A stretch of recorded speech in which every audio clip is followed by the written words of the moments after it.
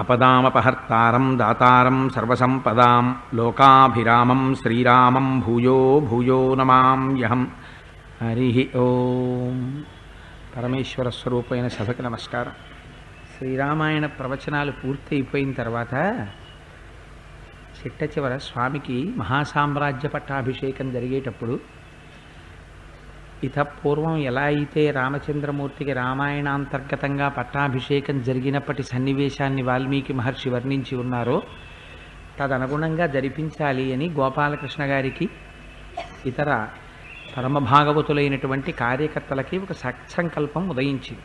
అందుకని స్వామి నందిగ్రామం నుంచి అయోధ్య వెళ్ళారు కదా, అలాగే ఆ రోజున రథం మీద స్వామి బయలుదేరి ఒక 10 వీధులలో ఒక్కసారి ఊరిరిగింపు జరిగి, దానికి ముందు ఎలా అయితే రామచంద్రుడు పట్టాభిషేకానికి వచ్చే ముందు కొంతమంది వేద బ్రాహ్మణులు ముందు నడిచి, పిండి వంటలు నడిచి, కన్నెపిల్లలు నడిచి, ఆదనక సువాసిని స్త్రీలు నడిచి వాళ్ళ చేతులలో పువ్వులు మొదలైనటువంటి మంగళద్రవ్యాల్ని పట్టుకుని వెళ్ళారో, అలాగే రామచంద్రమూర్తిని పురవీధులకుండా తిప్పి తీసుకొచ్చి ఆ ఊరిరిగింపు జరిగిన తర్వాత ఇక్కడ మహాసామ్రాజ్య పట్టాభిషేకం యథాశాస్త్ర ప్రకారంగా కలశలు పెట్టి ఆవాహన చేసి చెయ్యాలి అని పెద్దలు సంకల్పం చేశారు. చాలా మంచిదే, రామచంద్రమూర్తి అంత అద్భుతంగా చేయించుకోవాలి అని ఆయన యొక్క అభీష్టం అయినప్పుడు అది తప్పకుండా నెరవేరుతుంది. దానికి సంబంధించి గతంలో చాలామంది మేము ఆ రోజున కళ్యాణంలో పాల్గొనలేకపోయాము అని గోపాలకృష్ణ గారికి చెప్పినటువంటి సందర్భాన్ని పురస్కరించుకుని ఉజ్జాయింపుగా బహుశా ఈ తేదీల్లో ఆ కార్యక్రమాలు పడతాయి అని ముందుగానే ఊహ చేసి, తదభ్యంతరకరంగా ఎవరైనా పాపం పాల్గొనేటటువంటి వారికి అకస్మాత్తుగా చెప్తే ఇబ్బంది పడతారు, ముందే చెప్తే అలా పాల్గొనేవారు ఎవరైనా ఉంటే ఉత్సాహం ఉంటే సిద్ధపడతారు అని ఇవాళ నుంచి దానికి సంబంధించిన ప్రకటన జారీ చేస్తున్నారు. సరే, నిన్నటి రోజు కార్యక్రమాన్ని పూర్తి చేసేసరికి రాముడు తనలో ఉన్నటువంటి పరాక్రమము ఉన్నప్పటికీ తాను ప్రదర్శించేటటువంటి ఓర్పుని ఈ లోకము తప్పుగా అర్థం చేసుకుందని, దాన్ని చేతకానితనంగా భావిస్తోందని, అందుచేత ఈ 3 లోకములను కూడా లయం చేస్తానని, ఎక్కడా ఏ జీవి కదలడానికి వీలు లేనటువంటి రీతిలో అస్త్రప్రయోగం చేస్తానని ప్రతిజ్ఞ చేసి కోదండాన్ని చేతిలో పట్టుకున్నంత మాత్రం చేత లక్ష్మణమూర్తి మహానుభావుడు ఒక్కసారి రామచంద్రమూర్తి యొక్క పాదములు గట్టిగా పట్టుకుని, అన్నయ్య నీకు ఈ కోపం కూడదు, ఎందుచేతంటే లోకములో ఎవరో ఒక్కరు తప్పు చేశారని లోకాన్నంతటికీ ఉపద్రవాన్ని తీసుకొస్తాను అని నువ్వు అనకూడదు, సర్వభూత హితేరత అని నువ్వు సర్వభూతముల యొక్క హితమును కోరేటటువంటి స్వభావము కలిగినటువంటి వాడివి, నువ్వు ఈ కోపమును ఉపసంహరించవలసినది అని ప్రార్థన చేసి కొన్ని అందమైనటువంటి యుక్తులను చూపిస్తారు. ఎందుచేత అంటే అన్నిటికన్నా ఒక్క విషయాన్ని జ్ఞాపకం పెట్టుకోండి, ఏ పౌరుష పరాక్రమాలు నిజంగా రామచంద్రమూర్తితో పోల్చడానికి అంత తుల్యమైన వాడు కాకపోయినా నా చిటికిన వేలికి పనికిరాడని చెప్పి అహంకారంతో ప్రవర్తిస్తాడు రావణాసురుడు. ఇంత పౌరుష పరాక్రమాలున్నటువంటి రామచంద్రమూర్తి ఎంతో వినయ విధేయతలతో ప్రవర్తిస్తారు ఆయన. అటువంటి వాడు ఖేదానికి లోనైతే అందున 13 సంవత్సరాలుగా అరణ్యవాసం చేస్తున్నటువంటి వ్యక్తిని నమ్మి ఆయనతో పాటు అనుగమించి వచ్చినటువంటి మహాపతివ్రత అయినటువంటి భార్య సహధర్మచారిణి సీతమ్మ తల్లి కనపడకుండా పోయినటువంటి సందర్భంలో ఎవరు తీసుకెళ్లారో, ఎక్కడికి వెళ్ళిందో, ప్రాణాలతో ఉందో లేదో ఏమీ తెలియనటువంటి అయోమయ స్థితిలో ఏర్పడినటువంటి క్రోధాన్ని ఉపసంహరింపచేయడానికి మాట్లాడడము అంటే అది సామాన్యమైన విషయం కాదు, అది అశిధారావ్రతం. చాలా జాగ్రత్తగా మాట్లాడగలగాలి, రామచంద్రమూర్తి యొక్క మనస్సు ప్రీతి చెందేటట్టుగా మాట్లాడగలగాలి. నిజంగా లక్ష్మణమూర్తి శీలం ఒక్కొక్కసారి చూస్తే చాలా ఆశ్చర్యంగా ఉంటుంది. ఎందుచేత అంటే మీరొక్కటి జ్ఞాపకం పెట్టుకోండి, రామాయణంలో అంతకుముందు సీతమ్మ, అమ్మా అది ఒక రాక్షసుడు వేసిన కేకమ్మా, అది మా అన్నగారి కేక కాదు అన్నాడు. అంటే అవతార ప్రయోజనం అనండి మరొకటనండి, కథాంతర్గతంగా మాత్రం సీతమ్మ తల్లి నిర్బంధించి నువ్వు దుష్టబుద్ధితో రాముడి వెంట వచ్చావు, నువ్వు వెళ్ళవలసిందే అరణ్యంలోకి అని నిర్బంధిస్తే మహానుభావుడు అరణ్యంలోకి వెళ్ళాడు. రామచంద్రమూర్తి ఎదురొచ్చి కనపడి ఎందుచేత సీతమ్మని విడిచిపెట్టి నువ్వు వచ్చావు అని అడిగితే నేను అన్నయ్య నా అంత నేనుగా రాలేదు, కోరి రాలేదు, కానీ సీతమ్మ పంపితే తప్పనిసరి పరిస్థితులలో నా పట్ల మాట్లాడకూడనటువంటి రీతిలో మాట్లాడితే అన్నయ్య నేను వచ్చాను అని చెప్తే రామచంద్రమూర్తి అన్నారు, అయినా నువ్వు కోపమునకు వశుడవయ్యావు లక్ష్మణ, అలా నువ్వు రాకుండా ఉండవలసింది అన్నారు. మీరు ఈ సన్నివేశాన్ని ఒక్కసారి జాగ్రత్తగా గమనించండి. ఇవాల్టి రోజు పరిస్థితుల్ని మీరు దృష్టిలో పెట్టుకుంటే అటువంటి మాట ఏ తమ్ముడినైనా ఏ అన్నగారైనా ఆ సందర్భంలో అన్నాడు అనుకోండి, ఆ తమ్ముడు నిజమేనేమో అని చేతులు కట్టుకుని నమస్కారం చేసి అన్నయ్య వెంట పరిగెత్తి అన్నయ్య చుట్టూ తిరుగుతూ ఎంత మాత్రము మనస్సు ఖేదపడకుండా ప్రవర్తించగలిగినటువంటి రీతిలో ఉండగలడా? ఉండలేడు. కానీ ఇది లక్ష్మణమూర్తి యొక్క ఔదార్యం. మహానుభావుడు ఆయన ఆగ్రహం చెందడు, మనస్సు పడిందన్నట్టుగా ప్రవర్తించాడు. ఆయన అంటాడు, లోకస్వభావయే వైష యయాతిర్నహుషాత్మజ గతశక్రేణ సాలోక్య మనయస్త్వం తమస్పృశత్. అన్నయ్య చూసావా లోకం యొక్క పోకడ ఎలా ఉంటుందో? కష్టాలనేటటువంటివి ఎవరో ఒక్కరికే రావడం కాదన్నయ్య, గతంలో కూడా కష్టపడిన వాళ్ళు ఎందరో ఉన్నారు. మహాత్ముల చరిత్రలు దేని కొరకు చదువుట అంటే, మహాత్ముల యొక్క చరిత్రలు చదివితే వారు పడినటువంటి కష్టాలు చూస్తే అంతటి వారంతంత కష్టాలు పడి ఓర్మి ప్రదర్శించారు, ఇంకా నేను ఎంతటి వాణ్ణి, వారి కష్టం ముందు నా కష్టం ఏపాటి అని మనలో ఒక రకమైనటువంటి ధైర్యం కలగాలి. అందుకని మనస్సే కదా దేనికైనా ప్రధానం. మనస్సు విపరీతమైనటువంటి ఖేదానికి లోనైపోయినా, మనస్సు విశేషమైనటువంటి తాదాత్మ్యతకి లోనైపోయి అన్నింటికీ నేనే కారణమన్నా రెండింటి చేత ఉపద్రవమే వస్తుంది. అందుచేతనే మహాత్ముల యొక్క చరిత్రలు కథలు చదవండి చదవండి చదవండి చదవండి అని ఎందుకు చదివిస్తారంటే, వాళ్ళు పడిన కష్టాలు చూస్తే దాని ముందు నేను పడుతున్న కష్టాలు ఏపాటి అని ఒక్కసారి మనస్సుకి ఒక స్థైర్యం కలుగుతుంది. అటువంటి స్థితిలో కూడా వారు ఎంత మాత్రము చిన్నబుచ్చుకోలేదే, వారి స్వధర్మాన్ని విడిచిపెట్టలేదే, మరి నేనెందుకు విడిచిపెట్టాలి అని నువ్వు కూడా పూనికతో ప్రవర్తించగలిగినటువంటి లక్షణం నీ యందు ఏర్పడుతుంది. అందుచేత చదవమంటారు. అందుకని లక్ష్మణుడు ఎంత గొప్పగా ఉదహరిస్తున్నాడో చూడండి. లోకము యొక్క స్వభావం అంతే అన్నయ్య, ఎందరో మహాత్ములు జీవితాల్లో కష్టపడ్డారు. కష్టపడకుండా మహాత్ముల జీవితాలన్నీ కూడా ఏదో పరిచినటువంటి పూలపాన్పులు కావు. వాళ్ళు కూడా ముళ్ళపాన్పుల మీద పడుకున్నారు, వాళ్ళు కూడా కష్టాలు అనుభవించారు. ఒక్కసారి ఆలోచించు, నహుషుని యొక్క కుమారుడైనటువంటి యయాతి ఎంత కష్టానికి లోనయ్యాడో జ్ఞాపకం ఉందా అని అడిగారు. అయితే ఇప్పుడు నేను యయాతి చరిత్ర అంతా చెప్తూ కూర్చుంటే యథార్థానికి ఇవాళ ఉపన్యాస సమయం అంతా యయాతికే పట్టేస్తుంది. అందుకని యయాతి యొక్క జీవితం గురించి నేను ఇవాళ స్పృశించదలుచుకోలేదు, ఎందుకంటే అది శ్రీమద్భాగవతంలో నవమ స్కంధం అనుకుంటాను. నవమ స్కంధంలో యయాతి చరిత్ర చెప్తారు. ఆ దేవయానిని వివాహం చేసుకోవడం, తదనంతరం శర్మిష్ఠని వివాహం చేసుకోవడం, తన మామగారికే కోపం వచ్చి శాపం ఇవ్వడం శుక్రాచార్యులు వారు, అకారణంగా వృద్ధాప్యం రావడం, తదనంతరం కొడుకులలో ఎవరు వృద్ధాప్యం పుచ్చుకుంటారని అడగడం, ఇన్ని చేసినటువంటి యయాతి చిట్ట చివరికి స్వర్గలోకానికి వెళ్ళాడు. వెళితే దేవేంద్రుడు ఒక విచిత్రమైన ప్రశ్న వేశాడు. యయాతి ఎన్ని కష్టాలు పడ్డాడో జీవితంలో పడి తీరా స్వర్గానికి వెళ్ళిన తర్వాత ఇంద్రుడు అన్నాడు, యయాతి నీ రాజ్యంలో అసత్యం చెప్పని వాడెవరు అని అడిగారు.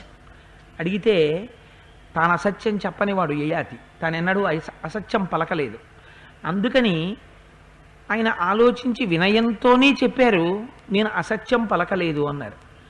నీవేపుకి చూపించి ఒక విషయాన్ని నీయంత నువ్వు పొగుడుకున్నావు కనుక నువ్వు మహాపాపాత్ముడవు, నిన్ను పొగుడుకున్నవాడివి, అందుచేత నువ్వు స్వర్గంలో ఉండడానికి వీల్లేదని కిందకి తోసేశారు. దేవేంద్రుడంతటి వాడితో సాలోక్యాన్ని పొంది జీవితకాలం కష్టపడినటువంటి యయాతి ఒక్క మాటకి, అది కూడా దేవేంద్రుడు అడిగితే చెప్పినటువంటి ఒక జవాబుకి స్వర్గము నుండి పతనమై భూమి మీద పడిపోయాడన్నయ్య. జ్ఞాపకం తెచ్చుకో, ఎంత కష్టపడ్డాడు ఆ రోజున యయాతి. అలాగే మహర్షిర్యో వశిష్ఠస్తు యపితుర్న పురోహిత ఆహ్నాపుత్ర శతం యజ్ఞే తథైవాస్య పునర్హతం. మన గురువు గారు వశిష్ఠ మహర్షి ఉన్నారు, మహానుభావుడు బ్రహ్మర్షి. నూర్గురు కుమారులు ఉన్నారు. నూర్గురు కుమారులు ఒక్కరోజు జన్మించారు. పుత్రశతం జన్మించింది అని చెప్పి ఎంతో ఆనందించాడు. అందున నూర్గురు కొడుకులున్నారని ఒక్క కుమారుడు భ్రష్టుడున్నాడా? లేడు. నూరుగురు తండ్రి మాట వినేవారే, నూరుగురు తపస్సుని ఆచరించేవారే, నూరుగురు సత్యసంధులే. అటువంటి నూరుగురు కుమారులు తండ్రిని గౌరవించి మాట్లాడిన పాపానికి ఒకే రోజు శాపానికి గురై శరీరాలను వదిలిపెట్టేశారు. బాలకాండలో విన్నారు కదా, విశ్వామిత్ర మహర్షికి కోపం వచ్చి వాళ్ళందరినీ కూడా అశ్వమాంస నీతాహార ముష్టిక నామ నిర్ఘృణాహ అని శాపం ఇస్తాడు. కుక్క మాంసం తింటూ వాళ్ళందరూ పృథివ్యాం అనువర్తిత అని వాళ్ళందరూ భూమి మీద తిరుగుతూ ఉంటారు. 1000 సంవత్సరముల పాటు కుక్క మాంసం తినేవాళ్ళగా పుట్టాలి అని చెప్పి శపించాడు ఆయన. అందుచేత వాళ్ళందరూ ఒకే రోజు శరీరాలను వదిలిపెట్టేశారు. మన గురువు గారికి అంత కష్టం వచ్చింది. అయితే మాత్రం మన గురువుగారు బెంగపెట్టుకున్నారు అన్నయ్య, జీవితాన్ని నడిపించుకోవట్లా. అందుకని యచేయం జగతాం మాత దేవీ లోక నమస్కృత అస్యాశ్చలనం భూమే దృశ్యతే సత్యం సశ్రవ. అన్నయ్య, మనం రోజు కంటితో చూస్తున్నాం, అదిగో ఎదురుగుండా సూర్యుడున్నాడు, చంద్రుడున్నాడు, మనం నడుస్తున్నటువంటి భూమి ఉన్నది. అటువంటి భూమి మహా ఓర్పు కలిగినటువంటిది, ఇంతమందిని భరిస్తోంది. భరించేటటువంటి వాడిలో ఉండేటటువంటి లక్షణం ఏమిటంటే, ఏదో ఒకనాడు ఆ భారం చేత బాధపడినటువంటి వాడై ఒక్కసారి అటో ఇటో కదులుతాడు. ఎందుకని? ఒంటి మీద విపరీతమైన బరువు పెట్టారనుకోండి, ఆ బరువు మొయ్యలేక ఏం చేస్తాడు? అబ్బా అని అట్నుంచిటో ఇట్నుంచటో తిప్పుకుంటాడు. కానీ మరి భూమో ఎప్పటి నుంచి ఉంది? యాచేయం జగతాం మాత దేవీ లోక నమస్కృత అస్యాశ్చ చలనం భూమే దృశ్యతే సత్య సంశ్రవ. ఈ భూమి ఎప్పటి నుంచో ఉంది, లోకమంతటి చేత నమస్కరింపబడుతోంది, ఇంతమందిని భరిస్తోంది. ఇటువంటి భూమి కూడా ఒక్కొక్క నాడు పాపభారాన్ని మొయ్యలేక భూమికి కూడా కష్టం వచ్చి అన్నయ్య కదులుతోంది. బాలకాండలో విన్నాం కదా, ఎందుకు కదులుతుంది భూమి అంటే, పాపుల యొక్క సంఖ్య పెరిగిపోతే, పాపభారాన్ని మొయ్యలేకపోతే, భగవంతుణ్ణి తిరస్కరించేటటువంటి వారి సంఖ్య ఎక్కువైతే ఆనాడు భూమికి బరువై భూమి కదులుతుంది. అందుచేత అన్నయ్య, ఇంత ఓర్పు కలిగినటువంటి భూమికి కూడా కష్టం వస్తుంది. కష్టం వచ్చి భూమి కూడా కదులుతోంది ఒక్కొక్కనాడు. యౌ ధర్మౌ జగతాం నేత్రౌ ఎత్ర సర్వం ప్రతిష్ఠితం ఆదిత్య చంద్రౌ గ్రహణం అభ్యుపేతౌ మహాబలం. ఆకాశంలో ఉన్న సూర్యచంద్రులిద్దరూ మహాబలం కలిగినటువంటి వారు. వాళ్ళిద్దరి చేత ఈ లోకములన్నీ ప్రకాశిస్తున్నాయి. ఇటువంటి లోకాలనన్నింటినీ కూడా కాపాడేటటువంటి సూర్యచంద్రుల్ని పాపగ్రహాలైనటువంటి రాహుకేతువులు గ్రహణ సమయంలో గ్రసిస్తున్నారు, మళ్ళీ విడిచిపెడుతున్నారు. సూర్యచంద్రులిద్దరూ పాపగ్రహముల చేత గ్రసింపబట్టలేదా అన్నయ్య? కష్టపట్టలేదా? ఎంతమంది మహాత్ములు బాధలు పడ్డారన్నయ్య? ఇది నువ్వు జ్ఞాపకం పెట్టుకోవాలి కదా. నీకు వచ్చినటువంటి క్రోధాన్ని విడిచిపెట్టాలి కదా. మనిషి జీవితంలో కష్టం వచ్చిన నాడు ఆ కష్టాన్ని తట్టుకుని నిలబడిన నాడు కదా అన్నయ్య. అప్పుడు కూడా ధర్మం విడిచిపెట్టనప్పుడు కదా వాడిలో ఉన్నటువంటి సౌశీల్యము ప్రకాశించేది. అందుకని నీకింత కోపం రావచ్చా అన్నయ్య? దయచేసి విడిచిపెట్టు అని ప్రార్థన చేశాడు. వాల్మీకి మహర్షి రామాయణంలో లక్ష్మణుడు చెప్పినటువంటి ఈ మాటల్ని మనకి ఇవ్వడం వెనకాతల ఒక గొప్ప రహస్యం ఉంది. మనుష్యులై పుట్టినటువంటి వాళ్ళకి ప్రతి వారికి మీరు జ్ఞాపకం పెట్టుకోండి, ఒక్కసారి మీరు మనుష్య శరీరంలోకి వచ్చిన తరువాత ఎంత గొప్పవారమనివ్వండి, ఎంత జ్ఞాని కానివ్వండి, ఖచ్చితంగా కష్టం అన్నది ఉండి తీరుతుంది. కొంతమంది ఒక అమాయకపు ప్రశ్న వేస్తుంటారు, ఏమంటే రమణ మహర్షికి సర్కోమా వ్యాధి వచ్చి ఎడంచేతి మీద పుండు పుట్టడం ఏమిటండి? అంతటి మహానుభావుడు ఆయన ఎవరో బాత్రూంలో జాడి పడిపోయి ఆయనకి నడుము నెప్పెట్టడం ఏమిటండి? లేకపోతే ఆయన ఎవరో అంతటి మహానుభావుడు ఆయనకి ఆపరేషన్ జరగడం ఏమిటండి అంటుంటారు. ఎంతటి మహానుభావుడైనా ఒకసారి శరీరంలోకి వచ్చిన తరువాత ఈ శరీరమునకు కష్టము సుఖము రెండు ఉంటాయి. మనకి జ్ఞానికి తేడా ఒక్క చోటే వస్తుంది. ఎక్కడొస్తుందంటే, కాలోహి బలవాన్ కర్త సతతం సుఖదుఃఖయోహో నరాణం పరతంత్రాణం పుణ్య పాపానుయోగత. అంతా పుణ్యమే చేశామా? పాపం చెయ్యలేదా? పుణ్యము చేశాం, పాపము చేశాం. ఆ కారణం చేత చేసినటువంటి పుణ్యానికి కాలస్వరూపంగా భగవానుడు మీకు సత్ఫలితాన్ని ఇస్తాడు, శుభాన్ని అనుభవిస్తారు. మీరు చేసిన పాపానికి కూడా కాలస్వరూపంలోనే ఫలితాన్ని ఇవ్వాలి. అందుచేత ఒకనాడు మీ మనస్సుకి ఖేదము కలిగేటట్టుగా మిమ్మల్ని దుఃఖపెడతాడు. అందుకని మనకి ఒక జ్వరమో ఒక పడిశమో వచ్చిందనుకోండి, వస్తే మనం దాంతో తాదాత్మ్యత చెందుతాం. అబ్బా పడిశం పట్టేసిందండి, పడిశం పట్టేసిందండి, పడిశం పట్టేసిందండి అని ఎంత బాధపడిపోతామో, ఇంకా ఏ పని చెయ్యమన్నా పడిశమే. రేపు పెళ్ళికి వెళ్ళాలండి, ఏం పెళ్ళి, దిక్కుమాలిన పెళ్ళి, ఓ పక్క నుంచి పడిశం ఇలా పట్టేస్తే ఏమండి అన్నం తింటారా? ఏమన్నం తిన్ను, రుచి తెలిస్తే కదా పడిశం పట్టేస్తే. ఏమండి కాసేపు రామాయణం చెప్తున్నారట, వింటా, ఏం విన్ను, ఓ పక్క పడిశంతో చస్తుంటే. ప్రతిదానికి పడిశమే. అంటే అంతగా తాదాత్మ్యత చెందుతాం. జ్ఞానికున్న గొప్ప గుణం ఏమిటంటే, జ్ఞాని సుఖమునకు దుఃఖమునకు కూడా సాక్షిగా ఉంటాడు. ఆ సాక్షిగా ఉండడంలో గొప్పతనం ఉంది.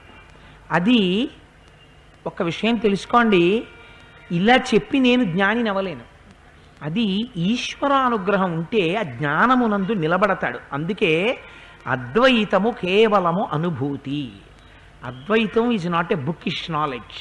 పుస్తకాలు పెట్టి చదువుకుని తెచ్చుకునేటటువంటిది అద్వైత జ్ఞానం కాదు. అద్వైతం అనేటటువంటిది మీకు అనుభవంలోకి రావాలి. అనుభవంలో నిలబడితేనే దాన్ని అద్వైతం అని పిలుస్తారు. ఆ సాక్షిగా నిలబడి దీనికి పుండు పుట్టిందా, ఇది పడుకుందా, ఇది అన్నం తిందా అని తన ఇంట్లో ఓ కుక్క పిల్ల అన్నం తిందా, కుక్క పడుకుందా, కుక్క మురుగుతోందా అని కుక్కని తాను వేరుగా చూసినట్టు తాను తన శరీరాన్ని వేరుగా చూస్తే, సుందరకాండలో హనుమ చూస్తారు అలాగా, అలా వేరుగా చూడగలిగితే ఆనాడు వాడు జ్ఞాని. ఎందుకని ఆత్మయందు స్థిరముగా నిలబడ్డాడు, అపరోక్షానుభూతిని పొందుతున్నాడు. అటువంటి జ్ఞాని శరీరమునకు వచ్చేటటువంటి కష్టానికి సుఖానికి సాక్షిగా ఉంటాడు. అందుచేత మహాత్ములకి రాధా దుఃఖం వస్తుంది శరీరానికి, కానీ జ్ఞాపకం పెట్టుకోండి, వాళ్ళు ఏడవరు. వాళ్ళు ఎందుకు ఏడవరు?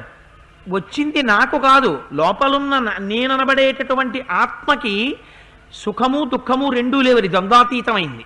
అది కాల్చపడదు, నరకపడదు, తడపబడదు, అతకబడదు, కొరకబడదు, తినబడదు, అది ముక్కలు చేయబడదు, ఎప్పుడూ అలాగే ఉంటుంది. మరి ఏది బాధలు పడేది? ఇది. బాధపడుతున్న దీన్ని, సుఖపడుతున్న దీన్ని వాళ్ళు సాక్షిగా ఉండి చూస్తారు. అలా సాక్షిగా ఉండి చేసేవాడెవరో, చూసేవాడెవరో వాడు జ్ఞాని. నువ్వు ఆ జ్ఞానివన్నయ్యా, అందుకని నీకు సమస్తం తెలుసు. కానీ ఇవాళ గమ్మత్తు ఏమిటంటే, నిప్పుని బూది కప్పినట్టు నీలో ఉన్న జ్ఞానాన్ని వచ్చిన శోకం కప్పింది. కప్పడం చేత ఏమైందంటే, దీనికి వచ్చిన కష్టానికి రాముడంతటి వాడివి, ఇంతటి మహాజ్ఞానివి వశుడవుతున్నావు. నేను చేస్తున్నది ఏమిటో తెలుసా అన్నయ్య, నువ్వు సహజంగా నిప్పువి, నీకు జ్ఞానం ఉంది. నేను నీకు బోధ చెయ్యగలిగిన వాడిని అన్నయ్య, నీకు నేను చెప్పనా? నీ చేత నేను చెప్పించుకునేవాడిని. మరి ఎందుకు చెప్తున్నాను అంటే, నీకు శోకము ఇవాళ కప్పింది. ఆ కప్పినటువంటి దాన్ని ఒక్కసారి ఊదేస్తున్నాను, బూడిదని ఊదేసి మళ్ళీ నీ అంత నువ్వు సహజంగా నిప్పుగా ప్రకాశించాలి. ప్రకాశిస్తే నీ ముందు నిలబడగలిగిన వాడు లేడిహ, నువ్వు మహాజ్ఞానిగా నిలబడతావు. అంతే అన్నయ్య నీ చేస్తున్నది. తప్ప నువ్వు నాకు బోధ చేసేవాడివా అని అనుకోకన్నయ్య. ఇందులో నేను దోషంగా కావాలని నీకు చెప్పగలిగిన వాణ్ణి అని నేను చెప్పట్లేదు. లక్ష్మణమూర్తి ధూర్తుళ్లే కనపడతాడు, కోపం ఎక్కువ ఉన్న వాళ్ళ కనపడతాడు. కానీ మహాత్ముడికి ఎంత ఎలా మాట్లాడడం తెలుసో, అంత దుఃఖంతో ఉన్న అన్నగారిలో వస్తున్నటువంటి మార్పుల్ని తాను గమనించినటువంటి వాడై, అన్నగారిలో వస్తున్న మార్పుని మార్చి అన్నయ్యని మళ్ళీ సహజ స్థితిలోకి తీసుకురావడానికి ఎంత గొప్ప గొప్ప విశేషణాల్ని తీసుకొచ్చి అక్కడ వేసి, ఎటువంటి ఉపమానాల్ని చాతుర్యంతో చూపించి ఎంత గొప్ప మాట అన్నాడో చూడండి. బుద్ధిశ్చతే మహాప్రాజ్ఞ దైవైరపి దురన్వయ శోకేనాభిప్రసుప్తం తే జ్ఞానం సంబోధయామ్యహం. అన్నయ్య, ఇవాళ శోకము చేత నీ జ్ఞానము కప్పబడిపోయింది. ఆ శోకాన్ని తొలగించే ప్రయత్నం చేస్తున్నానంతే. నీకు జ్ఞానం కలిగించే ప్రయత్నం నేను చెయ్యట్లేదు, నువ్వు సహజంగా జ్ఞానివి అని లక్ష్మణమూర్తి అంటేట. ఈ మాటలు చెప్తే పూర్వజోప్యుక్తమాత్రస్తు లక్ష్మణేన సుభాషితం సారగ్రాహీ మహాసారం ప్రతిజగ్రాహ రఘవ. రెండుండాలి. మారీచుడు ఒక అందమైన మాట చెప్పాడు రావణాసురుడితో చెప్పేటప్పుడు, వక్తా శ్రోతాచ దుర్లభ అన్నాడు. సులభా పురుషారాజన్ సతతం సుఖదుఃఖ సతతం ప్రియవాదిన అప్రియస్యతు పద్యస్వ వక్తా శ్రోతాచ దుర్లభ అన్నాడు. మొన్న అరణ్యకాండ చెప్తున్నప్పుడు ఆ మారీచ ఘట్టంలో చెప్పే కదా, అందరూ ప్రియంగా మాట్లాడతారు, కానీ అవతలవాడు ప్రమాదంలో ఉన్నప్పుడు అవతలవాణ్ణి హెచ్చరించి మంచి మార్గంలో పెట్టడం కోసమని మంచి చెప్పేవాడు అన్నయ్య దొరకడు. రావణ దొరకడు. ఒకవేళ దొరికినా వినేవాడు ఉండడు. వక్తా శ్రోతాచ దుర్లభ, వక్త శ్రోత ఇద్దరూ దొరకరు అని చెప్పాడు. ఇంత చెప్పాడు. విన్నాడా రావణాసురుడు? అన్నీ విని ఏమన్నాడు? నువ్వు మంత్రివి, నేను రాజుని, నేను నిన్నేమడిగాను, నువ్వు నాకేం చెప్తున్నావు? పంచరూపాణి రాజానో ధారయంత్యభితేజసౌ అని అగ్నిర్ వరుణశ్చ సోమశ్చ అని ఆ రోజున పెద్ద నీతి చెప్పాడు. రాజంటే ఏమనుకున్నావు? 5 రూపాల్లో ఉంటాడు. అగ్ని, సోముడు, వరుణుడు, యముడు, ఇవన్నీ రాజు యొక్క స్వరూపాలే. నిన్ను నేను అడిగానా ఇవన్నీ చెప్పమని? నేను చెప్పింది నిన్ను రమ్మని చెప్పానంటే. నువ్వు రాకపోతే ఇక్కడ చచ్చిపోతావు, వస్తే రాముడి చేతిలో చస్తావో చావో తెలియదు అన్నాడు. అందుచేత చెప్పినా వినేవాడు ఉండడు. ఎంత గొప్ప మాట వేసేశారో చూడండి వాల్మీకి మహర్షి. సారగ్రాహి మహాసారం అన్నారు. రామచంద్రమూర్తి సారగ్రాహి. అవతలవాడు చెప్పినటువంటి మాటలలో ఉన్నటువంటి సారమును గ్రహించి తన యొక్క స్వరూపమును దిద్దుకోగలిగినటువంటి గొప్ప శక్తి కలిగినటువంటి వాడు. ఇది మనుష్యులకు ఉండి తీరవలసినటువంటి లక్షణం. ఒక కుక్క ఉందనుకోండి, మీరు ఎన్ని మాటలు కుక్కని కర్ర పెట్టి కొట్టండి, దానికి ఇది తినవలసిన పదార్థము అని అనిపించినప్పుడు ఇంట్లోకి చొరపడకుండా ఉండదు కుక్క. కుక్క అంటేనే చొరబడుతుంది. ఒక పిల్లి, మీరు ఎన్ని మాటలు పిల్లిని కొట్టండి, అది పాలు కనబడితే పాల మీద మూత తీసేసి పాలల్లో నోరు పెట్టేస్తుంది. కాకి దాన్ని ఎన్ని మాటలు కొట్టండి, అది వంటింట్లోకి చొరబడి ఆ గిన్నె మీద ఉన్న మూత చక్కగా లాగేసి ముక్కందులో పెట్టేసి కావలసిందని తినేస్తుంది. కానీ ఒక మనిషికి ఒక లక్షణం ఉండాలి. తాను తప్పు చెయ్యడం దోషము అని శాస్త్రం అనలేదు. నువ్వు తెలియక తప్పు చేస్తే ప్రాయశ్చిత్తము చేత మన్నింపబడుతుంది. నువ్వు పొందినటువంటి ఆ పరివేదన చేత అది మన్నింపబడుతుంది అని చెప్పింది. అరే నేను ఇంత పొరపాటు చేసేసానురా, ఇంత తప్పు చేశానురా అని నువ్వు లోపల నీ తప్పు తెలుసుకుని దుఃఖపడితే, వేరొకసారి అటువంటి పాపపు పని చెయ్యకూడదు అని నిర్ణయించుకుంటే ఈశ్వరుడి యొక్క అనుగ్రహాన్ని ఎందు నిలబడుతుంది అని చెప్పింది. అందుచేత మనిషి ఒక్కడే చెయ్యవలసినటువంటి పని ఒకటి ఉంది. అతను ఒక మంచి మాట అన్నది వినపడితే ఆ మాటని తాను లోపలికి తీసుకొని నిలవపెట్టుకొని తన జీవితాన్ని మార్చుకోవాలి. మార్చుకోవడానికి సిద్ధపడక మనస్సులో నువ్వు ఎన్ని విన్నా ప్రయోజనము ఒక్కటే. చిల్లుకుండలో ఎన్ని నీళ్లు పొయ్యి ఆ కుండ నిండుతుందా? ఒక్కనాటికి నిండదు. నువ్వు ఒక చోటికి వెళ్ళినప్పుడు ఇందులో ఇది ఒక మంచి మాట, ఇది ఋషి చెప్పారు వాల్మీకి మహర్షి. వాల్మీకి మహర్షికి మనం రుణపడి ఉన్నాం. వారు మనకి రామాయణం ఇచ్చారు. ఇది మనని ఉద్ధరించడానికి చెప్పిన మాట అని నువ్వు విశ్వసించినది నిజమైతే నీ జీవితాన్ని నువ్వు మార్చుకోవడం కూడా ప్రారంభించాలి. రాముడు చూపిస్తున్నాడు మనకి. ఎక్కడ రావణాసురుడికి రాముడికి తేడా? ఇక్కడే తేడా వెంటనే చూపిస్తున్నారు. సీతమ్మ తల్లి చెప్పలేదా రావణాసురుడితో? చెప్పింది నాశనం అయిపోతామని. విన్నాడా? వినలేదు. బలాత్కారంగా తీసుకెళ్లి అమ్మవారికి తన యొక్క ఐశ్వర్యాన్నంతటినీ చూపించాడు. మరి అదే రాముడు, లక్ష్మణుడు రాముడి దగ్గరికి వచ్చి, రాముడి దగ్గర లక్ష్మణుడు ఉపదేశం పొందాడు, శిష్యుడు రాముడికి. ఎందుకని? ఏ ఒక్క విషయాన్ని విశ్వామిత్రుడు లక్ష్మణుడికి ఉపదేశం చెయ్యలేదు. అన్ని విషయాలు రాముడికొక్కడికే ఉపదేశం చేశారు. రాముడు లక్ష్మణుడికి ఉపదేశం చేశాడు. అందుకని రాముడు లక్ష్మణుడికి గురువు. అటువంటి గురువు దగ్గరికి వెళ్ళి గురువుకి శాస్త్రం శిష్యుడు చెప్పచ్చా? చెప్పాడు. చెప్పి ఏమాటన్నాడు? నువ్వు జ్ఞానివన్నయ్య, నేను ఇవాళ శోకం ఆవరించింది, దాన్ని తొలగించే ప్రయత్నం చేశానంతే అన్నయ్య అన్నాడు. సారగ్రాహి అంటే వినదగునెవ్వరు చెప్పిన వినినంతనే వేగపడక వివరింపతగున్నని ఎవ్వరు చెప్పినా అందులో మంచి ఉంటే తీసుకోగలిగినటువంటి లక్షణము మనిషి అన్న వాడికి ఉండి తీరాలి. పూర్ణమైన మనుష్యుడు కనుక, మనుష్య లక్షణములు ఉన్నవాడు కనుక, మనిషిగా రామాయణంలో నడిచాడు కనుక ఒక మనిషికి ఉండవలసిన లక్షణాన్ని ఇవాళ రామచంద్రమూర్తి నిరూపిస్తున్నారు. అందుచేత ఆ విషయాన్ని స్వీకరించారట ఆయన. స్వీకరించి తన యొక్క కోపాన్ని విడిచిపెట్టేశారు. పాము కుబుసాన్ని ఎలా విడిచిపెడుతుందో అలా విడిచిపెట్టి లక్ష్మణుడితో అన్నారు, తమ్ముడా, నువ్వు చెప్పిన మాట యథార్థం రా, ఖచ్చితమే. కానీ ఇవాళ సీతమ్మ నా కంటికి కనపడకపోతే, నన్ను అనుగమించి వచ్చినటువంటి ధర్మపత్ని అయిన సీత లేకపోతే నేను బ్రతకలేను. ఇది యథార్థం. ఎందుచేత ఒక నరుడిగా లక్షణం ఉండి తీరాలి. అందుకని అది కూడా సాక్షి మాత్రంగా చూస్తానంటే మళ్ళీ ప్రవర్తనలో దోషం వచ్చేస్తుంది. తను గృహస్థాశ్రమంలో ఉన్నారు. అందుకని సీతమ్మని వెతుకుదాం. ఈ పర్వత శ్రేణులలో, ఈ కొండలో, ఈ పర్వతంలో ఎన్నో చర్యలున్నాయి, ఎన్నో గుహలున్నాయి, ఎన్నో లతాగృహాలున్నాయి, ఎన్నో పొదలున్నాయి. ఎక్కడైనా సీతమ్మ ఉంటుందేమో వెతుకుదాన్ని రమ్మని అలా ముందుకి బయలుదేరి నడిచి వెడుతున్నారు.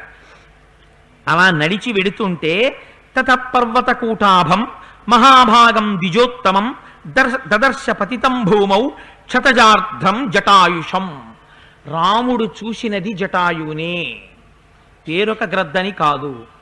రామలక్ష్మణులు ఇద్దరూ వెడుతుండగా అక్కడ కాళ్ళు తెగిపోయి రెక్కలు తెగిపోవడం చేత ఇక్కడ మీరు ఒక్క విషయాన్ని జ్ఞాపకం పెట్టుకోవాలి.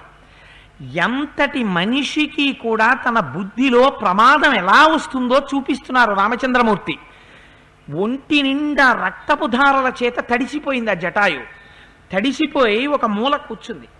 అంతకుముందు చూసినటువంటి రక్తపు చుక్కలు సీతమ్మవే అన్న భావన రాముడిలో ఇంకా నిలబడి ఉంది. అటువంటి సమయంలో అటుగా వస్తూ ఇట్లా చూశారు. చూసేటప్పటికీ జటాయువు కనపడింది. అది ఒంటి నిండా నెత్తుటితో ఉంది. అప్పటి వరకు రావణాసురుణ్ణి పీల్చి పిప్పి చేసింది సామాన్య యుద్ధం కాదు. ఎందుకంటే ఆ రోజున వెనక నుంచి కూడా వచ్చింది జటాయువు. వచ్చి రావణుడు కత్తి తీసి ఎందుకు నరికేశాడంటే సీతమ్మని కింద కూర్చోబెట్టి ఎన్నడూ ఎవ్వరూ చెయ్యలేని పని ఒకటి చేసింది జటాయువు. వెనక నుంచి వచ్చి ఆ రావణాసురుని యొక్క వీపునంతటినీ చీల్చేసింది తన ముక్కుతో. చీల్చేసి వాడి జుత్తు పీకేసింది. కోపం వచ్చి శిరస్సు మీద ఉన్న జుత్తుని పీకేస్తే వాడు ఆ బాధ తట్టుకోలేపాడు. తట్టుకోలేక సీతమ్మని కింద దింపేసి కత్తి తీసి ఆయన యొక్క పక్షాలని నరికేశాడు. అందుచేత ఆ ముక్కు నిండా నెత్తురుంది. అక్కడ కూర్చునుంది. ఆ జటాయువుని చూశారు రామచంద్రమూర్తి. చూడగానే అనుకున్నారట, తం దీనం దీనయా వాచ సఫేనం రుధిరం వమన్ అభ్యభాషత పక్షీతు రామం దశరథాత్మజం. ఆ పక్షిని చూడగానే రాముడు అనుకున్నాడు, ఓహోహో, ఇదిరా గృధ్రరూపమిదం రక్షో వ్యక్తం భవతి కాననే. ఇది రాక్షస రూపంలో ఉన్నటువంటి వాడు పక్షి రూపాన్ని పొందాడు. నేను లక్ష్మణుడు వెళ్ళగానే సీతమ్మని ఈ పక్షే తినేసింది. కాబట్టి ఈ పక్షిని ఇప్పుడు నేను సంహరిస్తాను. దీన్ని నమ్మాను. ఇది ప్రమాదం తెచ్చింది. ఇప్పుడు అర్ధచంద్రాకారమైనటువంటి బాణములను నా వింటినారికి సంధించి తప్పించుకొని ఎక్కడికి పారిపోలేకుండా నిలువుగా వెళ్ళేటటువంటి బాణాలతో ఈ జటాయువు యొక్క శరీరాన్ని చీల్చేస్తానన్నాడు రాముడు. అని గబగబా కోదండం పట్టుకుని ఆ బాణం తీసి సంధిస్తూ, ఆయన దృష్టి ఏమిటి, జటాయువు ఎగిరిపోతుందని గబగబా పరిగెత్తి జటాయువు వైపు పెడుతున్నారు. పెడుతుంటే ఆ జటాయువు అంది, ఒక్కొక్క క్యారెక్టర్ చూడండి రామాయణంలో. నిజంగా రామా, నన్ను తప్పర్థం చేసుకున్నావు, నేను అలాంటి వాడిని కానయ్యా. ఎంత మాట పడితే అంత మాట, ఎటువంటి భావన పడితే ఆ భావనతో ఉండడమే అని అనలేదు. రాముడు ఏ స్థితిలో ఉన్నాడో తెలుసుకుంది జటాయువు. ఇది జటాయువు యొక్క గొప్పతనం. ఆయన నన్ను అనేశారండి అనడం గొప్ప కాదు, ఆయన ఏ పరిస్థితుల్లో అన్నారన్నది నువ్వు లెక్క పెట్టుకోగవాలి మనిషివి కాబట్టి. లేకపోతే ఆయన ఏదో చికాకులో ఉన్నాడు, ఆయన మంచి విసుగులో ఉన్నాడు. అప్పుడు వెళ్ళి నువ్వు ఆయన్ని విసిగించి ఆయన విసుగ్గా మాట్లాడితే, ఆయన విసుగ్గా మాట్లాడాడు అని నింద వేస్తే దానికి మనుష్యత్వం అక్కర్లేదు. నిన్ను నువ్వు ఆత్మపరిశీలన చేసుకుని నేను వెళ్ళకూడని సమయంలో వెళ్ళానేమో అని నువ్వు అనుకుంటే ఆనాడు నువ్వు మనుష్యుడవు. ఆనాడు నువ్వు ధర్మం తెలిసి ఉన్నవాడివి. ధర్మం తెలిసి ఉండడానికి మనిషి అక్కర్లేదు. తిరియక్ జంతువులలో ఉపాధితో సంబంధం లేకుండా ఒక్కొక్కరికి ఈ ధర్మం ఉంటుంది. జటాయువుని ఎవరు అడిగారని వచ్చింది రామచంద్రమూర్తితో. జటాయువుని ఒకరు అడిగారని రాలేదు. దశరథ మహారాజు గారు బ్రతికుంటే రాముణ్ణి విడిచిపెట్టి ఎలా ఉండలేకపోయేవాడో, నేను నీ తండ్రికి స్నేహితున్నయా అని అడగగానే మొట్టమొదట చెప్పింది నా పేరు జటాయువు అని చెప్పలేదు. అరణ్యకాండలో ఏమని చెప్పింది? అగస్త్య మహర్షి చెప్పినటువంటి ప్రాంతాన్ని వెతుక్కుంటూ పంచవటి కోసం వెళ్ళిపోతుంటే చెట్టు మీద కనపడింది. రాక్షసుడు అనుకున్నాడు రామచంద్రమూర్తి. నేను నీ తండ్రి యొక్క స్నేహితుణ్ణి, నీ తండ్రి నీ కాననవాసాన్ని ఎలా భరించలేడో నీ తండ్రి స్నేహితుణ్ణి కాబట్టి నేను భరించలేను. తండ్రి స్నేహితుణ్ణి అని చెప్పుకున్నవాడు ఎలా ప్రవర్తించాలో చూపించారు. ఒకనాడు ఎక్కడో తన స్నేహితుని యొక్క కుమార్తె కనపడుతుంది అనుకోకుండా. ఏమమ్మా ఇక్కడున్నావంటాం. అంకుల్ నాకు ఇవాళ ఈ కష్టం వచ్చిందండి, అందుకని ఇక్కడ ఉండిపోయాను అంటే ముఖం చాటేసిన వాడు స్నేహితుడు కాడు. అమ్మా ఈవిడ మా స్నేహితుడి కూతురండి అని చెప్పి ఆ పిల్లని చూడగానే తను ఎంత పనిలో ఉన్నా ఆపి, తండ్రి ఎలా పిల్లకి సాయం చేస్తాడో అప్పుడు అలా నువ్వు సాయం చేసిన నాడే ఈ పిల్ల తండ్రికి నే స్నేహితుండని చెప్పుకోవడానికి నువ్వు అర్హుడివి. నీ తండ్రికి నే స్నేహితుండంది అంది కాబట్టి తండ్రి ఎలా నిలబడతాడో అలా నిలబడింది. అడగపోయినా నీతో సీతమ్మతో లక్ష్మణుడితో ఉండి కాపాడతాను అంది. రాముడు అడిగాడా వెళ్ళేటప్పుడు? జటాయువుతో చెప్పలేదు, లక్ష్మణుడితో చెప్పి వెళ్ళాడు. జటాయువు గురించి సీతమ్మ ఒక మాట చెప్పింది. జటాయువు కనపడితే వీడు ఓపిక ఉన్నవాడు, చేతిలో అస్త్రం ఉన్నవాడు, రథం మీద ఉన్నవాడు, వీడితో జటాయువు 60,000 సంవత్సరముల వయస్సున్న వృద్ధుడివి, నువ్వు యుద్ధం చెయ్యలేవంది. అంటే జటాయువు చెప్పుకున్నాడు, మనం విన్నారు కదా, నాకు 60,000 సంవత్సరాల వయస్సురా, నేను నీతో యుద్ధం చెయ్యలేను, అయినా నిన్ను వెళ్ళనిస్తాననుకుంటున్నావేమో, నిన్ను వెళ్ళనివ్వనన్నాడు. దేనికి కట్టుబడి? రాముడికి ఆనాడు ఇచ్చిన మాటకి కట్టుబడ్డాడు. రాముడు మాటకి ఎలా కట్టుబడ్డాడో తాను రామునికి ఇచ్చిన మాటకి కట్టుబడ్డాడు. ఇది ధర్మం కాదా? అటువంటి ధర్మమూర్తి రాముడికి ఇవ్వాల వచ్చిన కష్టమేమిటో తనకి తెలుసు. సీతమ్మని ఎత్తుకుపోయాడు రావణుడు అన్న విషయం స్పష్టంగా తెలుసున్నవాడు అక్కడ జటాయువు ఒక్కడే. తెలుసున్న జటాయువు బాణం పట్టుకుని రాముడు పరిగెత్తుకొస్తుంటే ఈ స్థితిలో రాముడు అలా ఉండడం అన్యాయం కాదు అని తెలుసుకోకుండా తిరిగి వ్యగ్రతతో జటాయువు మాట్లాడతాడా? అలా మాట్లాడితే తండ్రి అవుతాడా? కొడుకు ఖేదపడి కష్టంలో తండ్రి మీద నోరెత్తిన ఆ తండ్రి ఎలా నిగ్రహించుకుంటాడో, వీడు కష్టంలో ఉన్నాడురా ఇలా మాట్లాడుతున్నాడు, ఇది వాడి స్వరూపం కాదు, నా కొడుకు అలా మాట్లాడు, ఇవాళ నా కొడుకు ఇంత కష్టంలో ఉన్నాడు, ఆ కష్టంలో నా మీద విసుక్కున్నాడు అని కడుపులో పెట్టుకున్న తండ్రిలా జటాయువు ఎలా ఎందుకు ఇచ్చారు సర్టిఫికెట్? రామచంద్రమూర్తి జటాయువుకి సర్టిఫికెట్ ఇవ్వడానికి కారణం, జటాయువుకి మోక్షం ఇవ్వడానికి కారణం, మోక్షం అనడానికి కూడా లేదు, గచ్చలోకమనుత్తమ అన్నారు, ఉత్తమమైన లోకాలకు వెళ్ళమన్నారు. అందుచేత ఎందుకు ఇచ్చారో ఈ సన్నివేశాన్ని చూపిస్తారు వాల్మీకి మహర్షి. మీకు మొట్టమొదటి నుంచి నేను ఒక మాట చెప్తున్నాను, మహర్షికి తీర్పులు చెప్పే అలవాటు లేదు రామాయణంలో. ఆయన తీర్పులు చెప్పరు. మీరు కథాగమనాన్ని గమనిస్తూ మీరు మానసిక దర్శనం చెయ్యాలి. దర్శనం చేస్తే పాత్రల యొక్క ఔచిత్యం ఏమిటో మీకు అర్థమవుతుంది సంభాషణ. అందుకని జటాయు అన్నాడు, యాయోషధిమివాయుష్మన్ అన్వేషసి మహావనే సాదేవీ మమచ ప్రాణ రావణేనో భయం మృతం. ఎంత గొప్ప మాటో చూడండి. ప్రాణం పోయే ముందు కూడా అరణ్యంలో దేని గురించి వెతుకుతారు వెతికేవాళ్ళు? ఓషధుల గురించి వెతుకుతారు. ఎందుకు వెతుకుతారు? ఓషధి ఏం చేస్తుంది? వచ్చిన రోగాన్ని పోగొట్టి స్వస్థతనిస్తుంది. ఎక్కడుంది రోగం? రోగం మా ఇంట్లోనూ నేను ఇక్కడ ఉండం.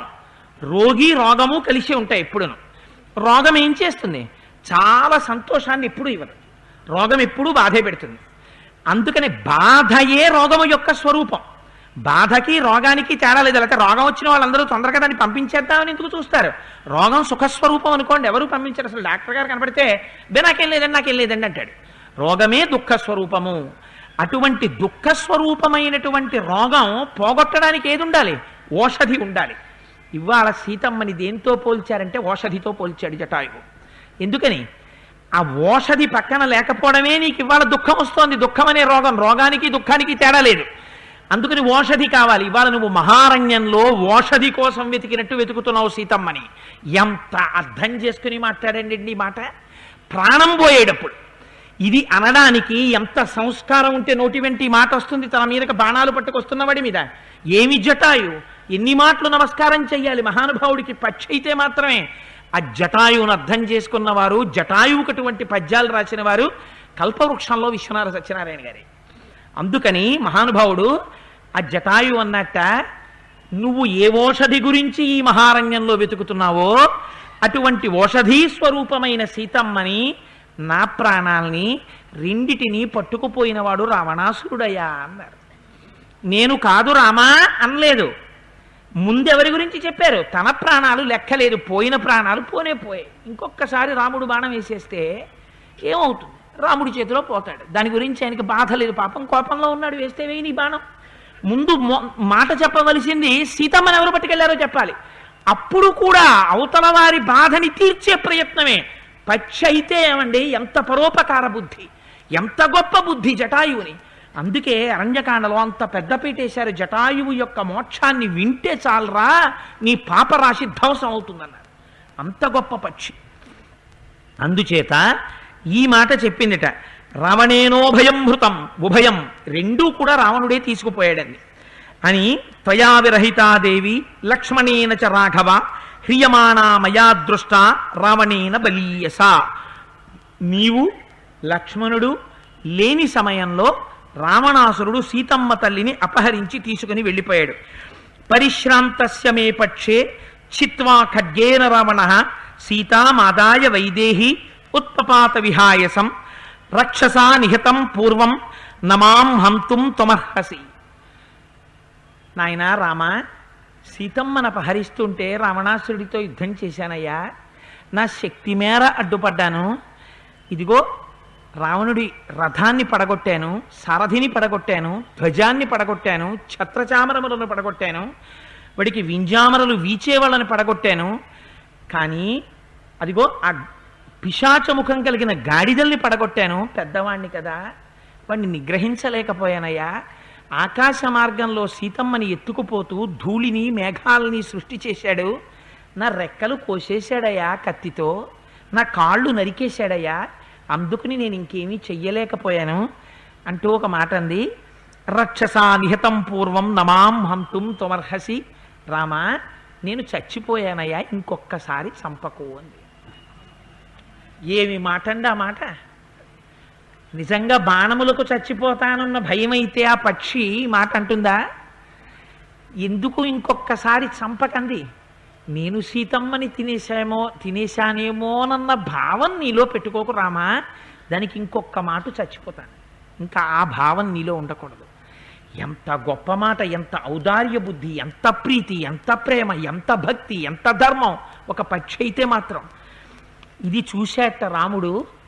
నిజంగా ఆ సమయంలో ఎంత విచలితుడైపోయి ఉంటాడో, అంత ధర్మమూర్తి, అంతటి ప్రాజ్ఞుడు, అంతటి మహాజ్ఞాని. అందుకే అన్నాడు లక్ష్మణుడు, అన్నయ్య శోకం బూది కప్పుతోందన్నయ్య, ఇవాళ నీ జ్ఞానాన్ని తొలగించే ప్రయత్నం చేస్తున్నానన్నాడు. బూది కప్పితే నిప్పు కూడా ప్రకాశించదు. శోకం ఆవరిస్తే ఒక్కొక్క నాడు తనకు అపకారం చెయ్యనివాడు అపకారం చేసిన వాడిలా, ఉపకారం చేసినవాడు అపకారం చేసిన వాడిలా కనపడతాడు. చాలా కోపంతో, చాలా వ్యగ్రతతో ఉన్నాడు అనుకోండి, భార్య ఎవరి పేరు చెప్తే వాడినే తిడుతుంటాడు. అబ్బో ఇవాళ ఈయన మూడు బాగులేదంటుంది. ఏమిటి దాని అర్థం? ఎవరి పేరు చెప్పినా ఆ రోజున చీకటి కోణాన్ని స్పృశిస్తూ ఉంటాడు. ఎందుకని? బుద్ధి ఎందు వైక్లభ్యం ఏర్పడింది, వ్యగ్రత ఏర్పడింది, ఏర్పడిన శోకం చేత, బాధ చేత. అందుకని గృధ్రరాజం పరిశ్వస్య పరిత్యజ్య మహద్ధను నిపపాతా వశో భూమౌ రురోద సహలక్ష్మణ. ఆ రచన వాల్మీకి మహర్షికే చెల్లిందండి. నా మోహం 7 రోజుల్లో అరణ్యకాండ నేను చెప్తే నేను అంతకన్నా పాపం చేసిన వాడిని ఇంకెవడుంటాడు ప్రపంచంలో. కానీ చెప్పాలి కాబట్టి పూర్తి చేయడం. కానీ ఎప్పటికైనా నేను రిటైర్ అయిపోయిన తర్వాత ఈశ్వరుడు నాకు ఆయుర్దాయం ఇచ్చి నా చేత చెప్పించే వైభవం ఇస్తే 5 ఏళ్ళు రామాయణం. అందుకని గృధ్రరాజం పరిశ్వస్య పరిత్యజ్య మహద్ధను. ముందు చేసింది ఏమిటిట? గృధ్రరాజం పరిశ్వస్య. ఆ చేతిలో ధనస్సుందన్న విషయాన్ని మరిచిపోయాడు. ఇప్పుడు చేతిలో ధనస్సుని విడిచిపెట్టి కౌగిలించుకున్నాడు అనుకోండి, అది వేరు. మీరు చేత్తో అమ్మ గంజి వారుస్తూ ఉంటుంది, అన్నం, పిల్ల అమ్మా అని అరిచింది, అరిచిన తర్వాత గంజంతా వార్చేసి అప్పుడు పరిగెడుతుందా? గంజి వారుస్తున్నటువంటి గిన్నెని ఢామ్మని అలా వదిలేసి పరిగెత్తుకు వెళ్ళిపోతుందా? అలా గంజి వారుస్తున్న గిన్నెని వదిలేసి వెళ్ళిపోతుంది. లేకపోతే తన స్నానానికి వెడదామని చెప్పి చేతిలో ఏ సబ్బు, తువ్వాలు, చీర పట్టుకుని వెడుతున్నది అవి పట్టుకుని పరిగెడుతుంది. రక్షించడానికి సబ్బు పనికొస్తుందా, చీర పనికొస్తుందా, తువ్వాలు పనికొస్తుందా? ఎందుకు పనికొస్తాయి అవి? అంతే, అలా పట్టుకు పరిగెడుతుంది. అలా కోదండంతో ఉన్నవాడు కోదండంతోటే వెళ్ళి జటాయువు మీద పడి గట్టిగా కౌగిలించుకుని ఏడ్చేట. ఆ ఏడుస్తున్నప్పుడు చేతిలోంచి కోదండం విడిపోయింది. అంటే శోకము చేత తెలియక కోదండం చేతి నుంచి విడువబడింది. అంటే ఇప్పుడేమైంది? ఏ కోదండాన్ని ప్రయత్నపూర్వకంగా పట్టుకున్నాడో ఆ ప్రయత్నాన్ని ఇప్పుడు గృధ్రరాజు మీద ఏర్పడినటువంటి ప్రేమ చేత, ఆ తాదాత్మ్యత చేత, ఆయన యొక్క గుణముల చేత ఆకర్షింపబడి అన్నీ మరిచిపోయి ఆయన మీద పడి కౌగిలించుకుని ఏడుస్తున్నాడు. లక్ష్మణుడికి ఒక లక్షణం ఉంది, ఆయన ఏడిస్తే ఆయన ఏడుస్తాడంతే. అన్నయ్య శోకం తన శోకం, అన్నయ్య సుఖం తన సుఖం. అలాంటి తమ్ముడు ఎక్కడుంటాడండి ప్రపంచంలో? ఎక్కడో ఉన్నారేమో మహానుభావులు, నాకు తెలియదు. అన్నయ్య ఏడిస్తే తను ఏడిచి, అన్నయ్య నవ్వితే తను నవ్వి, అన్నయ్య కారణంగా తను ఏమన్నా దాన్ని వెంటనే మనసులోంచి అవతలకి తీసేయడం కాదు, నిలబడకపోవడం. తీసేయడం అంటే మళ్ళీ కొంతసేపు నిలబడి తను తుడుచుకోవడం. అసలు అది నిలబడకుండా ఎప్పుడూ ప్రీతి మాత్రమే ఉండి ఆ అన్నయ్య వెంటే తిరుగుతూ ఉండేటటువంటి పాత్ర వాల్మీకి సృష్టించారు. రామాయణంలో వచ్చింది తప్ప ఎక్కడుంటాడు ప్రపంచంలో అటువంటి తమ్ముడు? లక్ష్మణ అని పిలువ అని మహానుభావుడు లక్ష్మణుడు లక్ష్మణుడే. అంచేత ఇద్దరూ కలిసి వెళ్ళి ఆ జటాయువు మీద పడి ఏడుస్తున్నారు. అప్పుడు అంటాడు రాముడు, ఇది శోకానికి పరాకాష్ఠ కింద చెప్తారు. ఈ శ్లోకాన్ని పెద్దలు ఏం చెప్తారంటే, అబ్బాయి ఎప్పుడైనా నాకు రాకూడనంత కష్టం వచ్చింది అనుకుంటే ఈ శ్లోకాన్ని నువ్వు బట్టి పట్టేసేయి. ఇప్పటి మాటలో చెప్పాలంటే బట్టి పట్టేసి ధారణ చేసేసి ఎప్పుడైనా నాకు చాలా కష్టం వచ్చేసింది అనుకుంటే ఈ శ్లోకాన్ని ఒక్కసారి జ్ఞాపకం చేసుకో అని చెప్తారు. రామచంద్రమూర్తి అంతటి వాడి నోటి వెంట వచ్చింది ఈ శ్లోకం. ఆయన అన్నాడు లక్ష్మణుడి వంక చూసి, రాజ్యాద్భ్రంశో, తమ్ముడా రాజ్యం పోయింది, పెద్దవాడిగా పుట్టాను, అన్ని గుణములతో ఉన్నవాడిని. రాముడు తనని తాను పొగుడుకోలేదు, అలా చెప్పలేదు, నేను చెప్తున్నాను. కాబట్టి రాజ్యము తనంత తానుగా నాకు రావాలి, కానీ రావలసిన రాజ్యం రాకుండా పోయింది. అయితే రాముడికి రాజ్యం అంటే అంత ప్రీతి ఎందుకు అస్తమానం రాజ్యం పోయింది రాజ్యం పోయింది రాజ్యం పోయింది అన్నాం అంటే, క్షత్రియుడు అయినటువంటి వాడికి తనలో ఉన్నటువంటి శక్తి చేత చాలా మందిని కాపాడగలిగినటువంటి లక్షణం ఎప్పుడు ఉంటుందంటే రాజుగా ఉన్నప్పుడు. నాకు పేరు చెప్పడం ఇష్టం లేదు, కానీ సభాముఖంగా ఇందులో రికార్డింగ్ ఒకటి అవుతోంది, మళ్ళీ కొంతమందిని నేను పొగిడాను అని అనిపించుకోవడం ఎందుకు. నాకు తెలిసి ఈ ఊళ్ళోనే ఒక ఆఫీసర్ గారు ఒక తల్లి ఉండేది. ఆ తల్లి ఒకనొకప్పుడు డిప్యూటీ కలెక్టర్ కస్టమ్స్గా సెలెక్ట్ అయ్యారు మెడ్రాస్లో. ఉన్నప్పుడు ఆవిడ కస్టమ్స్లో డిప్యూటీ కలెక్టర్గా ఉంటే, కస్టమ్స్లో డిప్యూటీ కలెక్టర్గా చేసుకోవచ్చుగా, ఫ్రెష్ రిక్రూట్మెంట్, హాయిగా అందులో జాయిన్ అయ్యారు. నాతో ఒకసారి మాట్లాడుతూ ఆవిడ అన్నారు, నేను ఎందుకు వదిలేశానో తెలుసా కోటేశ్వరరావు పోస్టు, అందులో హ్యూమన్ ఎలిమెంట్ లేదండి అన్నారు. నేను I cannot forget that statement till date. అది నిజంగా ఒక మనిషి యొక్క జీవితంలోని అనుభవంలోంచి వచ్చిన మాట. ఒక్కొక్కరు మాట్లాడే మాట జీవితంలో అలా చిరస్థాయిగా జ్ఞాపకం ఉండిపోతాయి. ఇవాళ మా రమణారావు గారు అమ్మాయిని పెళ్లి కూతుర్ని చేస్తుంటే అక్షతలు వేద్దామని వెళ్ళాం. వెడితే అక్కడ డాక్టర్ గారు ఎవరు, జగదీశ్వరి గారు, డాక్టర్ జగదీశ్వరి గారు కనపడి మాట్లాడుతూ అన్నారు, కోటేశ్వరరావు గారు భగవంతుడి వైపుకి తిరిగి ప్రవచనాలు అవి వినాలని ఉంటుందండి, డబ్బు కోసం ప్రాక్టీస్ చేయట్లేదు కోటేశ్వరరావు, ఇప్పుడు దేనికోసం ప్రాక్టీస్ చేస్తున్నానో చెప్పమంటారా అన్నారు. అమ్మా దేని గురించి అన్నాను. కోటేశ్వరరావు గారు 9 నెలలు కడుపులో బిడ్డని పెట్టుకుని ఆ బిడ్డ కోసం పరితపించినటువంటి తల్లి ప్రసవించినప్పుడు ఆ మొదటి బిడ్డని చూసే అదృష్టం మాది.